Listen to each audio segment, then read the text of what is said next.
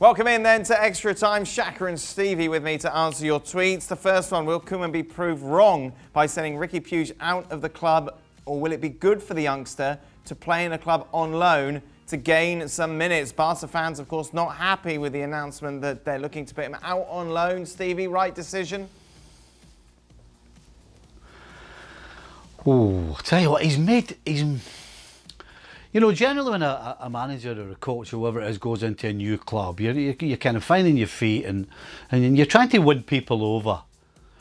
This guy's absolutely gone in all guns blazing, getting rid of all kinds of players, and I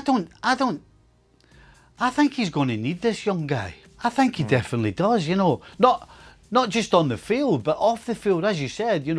A lot of fans will already be against Koeman, but now you're sending one of their favourite heroes that they actually come and watch now because they don't have that much else to come for right now, and you're sending them out the door to somebody else. No, I absolutely 100% would have kept him, and I would have kept a hold of him and tried to get him on the field as much and as often as I could. So yeah, I think it's a mistake to let him go. He was one of the one positives, wasn't he, under Setien? Shaq and Koeman said, oh no, we don't need that, off you go. Things going really well for Barca. I know. Listen, on the one hand, you understand you want your young players to get time and how valuable that is to their own development. But on the other, for Ronald Koeman, who's, well, you would assume still trying to figure things out, who he's got, who he can rely on, exactly what this squad is going to look like, how his team is going to play. I think you keep all those options available until you figure that out. And if come January you realize that Puig is not going to fit in, and I really don't need him as a thought back in September, then you send him out on loan. But right now, I just think it's a little early, a little premature. Stevie, can Manchester United retain their spot in the top 6 this season after looking at the competition in the Premier League? I think I would right now say yes, they'll be in the top 6. But the only way they do that is clearly by not performing the way they did at home to Crystal Palace. Ollie said they're not fit.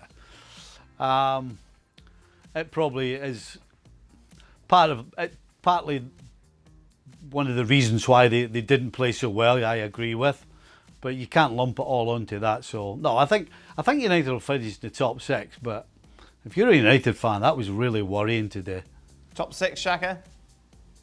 I'm going to stay saying yes for now, but let's be honest. Of the teams that you expect to be in the top 6 or top 8, that was easily the worst performance we'd seen. That's nearly half the league, Shaq. Are we talking top 6? Okay, so we're talking City. There's only 20 teams in the league. If you're 8, you're nearly halfway.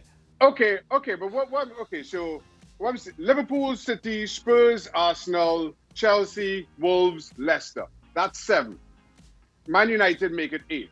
Of that 8, that performance we saw from United today against Crystal Palace was easily the worst we've seen from any of that 8 so far this season. That's what I'm saying. Oh, you're very forceful, Shaka. Very forceful today. I like that. Stevie, Liverpool paid $45 million for Diogo Jota. Chelsea signed Werner for $45 million. So why didn't Liverpool go for Werner, as the fee is similar for both?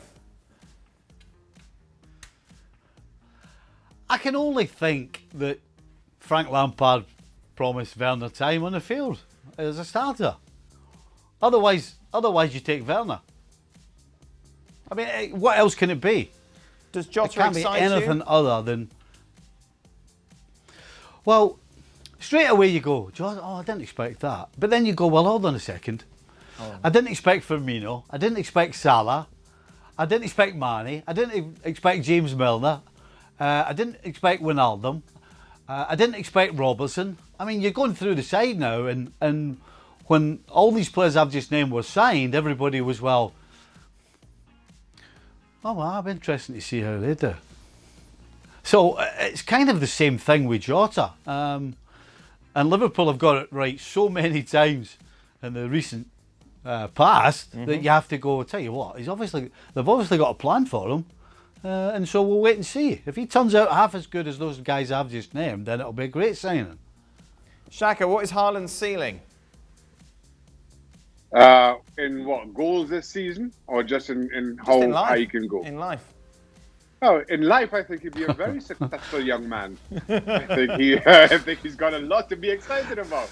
Listen, Haaland, as we've said before, an incredible talent, and you saw that again today against Mönchengladbach with his finish. I don't think that there's anything or any club that he does not fit into.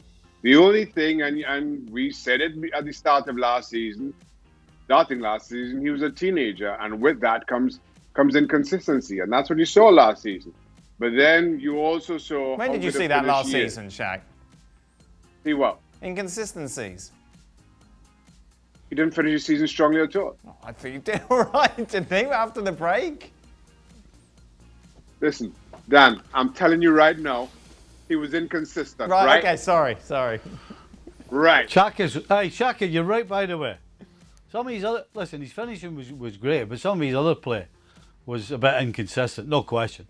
So, his finishing was great, far but his from the other play, finished what do you want? His article. defensive play. see, that's what. See, Shaq, see what you're up against. Somebody that knows nothing about being a centre forward. Yeah. All he thinks is put ball in the ball in the back of the All net. I think is Absolute goals. nonsense. Ridiculous. You've got to hold the ball up. Yeah. You've got to play people in. Yeah. You've got to make space for others. You've got to run in behind Exactly. to make You've space got to be again for Firmino. others. You've got to walk the centre backs away. Aye, yeah, there you go. There you Aye. go. Showing your knowledge again, Dan. Oh yes, never played. Okay. I Hey, don't want you. I don't want you Shaka, punter alert. to. Punter alert.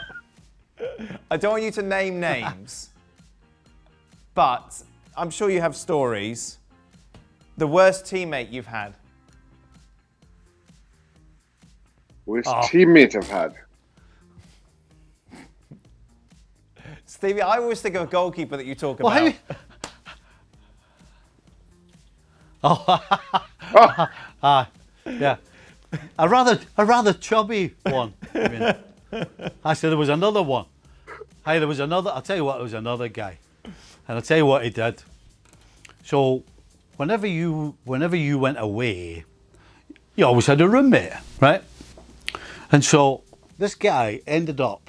His roommate was one of the kids who was travelling in the trip for first time. And he told them that when you travel away and you have a roommate, you share the phone bill. And the guy who told them this was clearly a foreigner, and so he was phoning abroad all the time. And he took the money off the kid. He took half the phone bill. So you paid your bill in the morning before you left to go to the game. Oh. You went down and you paid your room bill. Yeah. And then he made the kid give him half the money. And then the lads found out, and it was one of them. Right. Gave him his money back or else. And he was like, I didn't know. Yeah. That would be the because worst. I mean, we're dating ourselves here, but of course, this is pre-cell phone days, and those hotel phones were expensive. Yeah. It was tough. Yeah. You know. That's awful. What about you, Shaq? Worst teammate? Oh, I just said. I was trying to think about it. I just said goalkeeper to Steve. I think I gave you this story, and I'm going to call names. At Portsmouth, we signed a goalkeeper, a Greek goalkeeper, Kostas Chalkias, who did not say a word to me. Like, it didn't say a single word. So even when I come in the morning, I would say, "Morning, Kostas." He would just totally blag me. So that became mine. That was my fun for when I came in. Every time I come into training, I would go and find him. "Morning, Kostas," and he would just walk by me. When I was leaving, "See you tomorrow, Kostas." He would just walk. I mean, it was. I remember one time we trained at Fratton Park, and me, Ricardo Fuller, and Kostas were the last three people to leave the dressing room for whatever reason. And he got up and said, "See you tomorrow, Ricardo." I just walked out, just left me sitting there. I just left. was so good. It was so funny. Was it because obviously you were rivals in goal, or was it just because he hated you just in general? I could only. No, we had. I'm sure we had other goalkeepers. We had a Dutch guy called Harold Wappenaar, and we had Jamie Ashdown. I think was there as well. So, but as far as I could tell, he was all right. He was all right with them. He said hello to them. Just would not say hello to me. Wouldn't. Anti-Trini, Shaq. That's a problem. Yeah, that's what it is. Shouldn't Gabriel have been given a handball for the same reason as Lindelof's was given? Shaka, do you feel that goalkeepers are at a disadvantage since strikers can do anything, but goalkeepers can't even move a millimetre off the line during a penalty kick? I can't even think of the Gabriel handball that question is talking about. Yeah, he tried to duck out a challenge, Shaq, and it hit him on his arm. Yeah, I don't think that's a penalty. I don't think that's a penalty. Right, I'm going to go with what Stevie says. Okay, and then what about goalkeepers crying? Yeah. Hey, that's the law. I mean, I don't know what the question is getting at here. It was even worse back in our day. And I think that the difference here, obviously, is the goalkeeper's under no pressure to make the save as well. So, you know, it's what am I supposed to say that, you know, goalkeepers can't move an inch? I mean, that's the law. Shaka, final question. If you were Frank Lampard, would you play Kepa or Willie in tomorrow's match against Liverpool? I'd play Willie. As I said before, I would have played Willie in their game last week. And Kepa went ahead and proved me right on that one. And I'd do the same again. Even though Chelsea continue to be linked with Mendy strongly, and we'll see what happens during the course of this week. You clearly have no faith in Kepa. Kepa's confidence or the little break hasn't done his confidence any good at all, and you saw that in his performance last week. Make the change. Make the change permanent. Try to find an exit for Kepa at the same time. Stevie? Yeah, it seems at least with Caballero's an experienced campaigner, regardless if he's in good or bad form, he's going to turn up and he's going to be sensible and he's going to have a clear head, whereas Kepa seems to be all over the place. And clearly the back line knows that. And so when you've got a guy standing behind me where you think every time there's a shot it could go in the net, that's not a good spot to be. So I would put Caballero in goals absolutely above Kepa right now. Great stuff, boys, as always. Thank you very much. ESPN FC returns tomorrow. Chelsea against Liverpool, of course, will be our big talking point. Well, thank you very much for watching ESPN on YouTube. For more sports highlights and analysis, be sure to download the ESPN app. And for live streaming, premium content, and let's not forget as well, ESPN FC 7 days a week. Subscribe to ESPN Plus.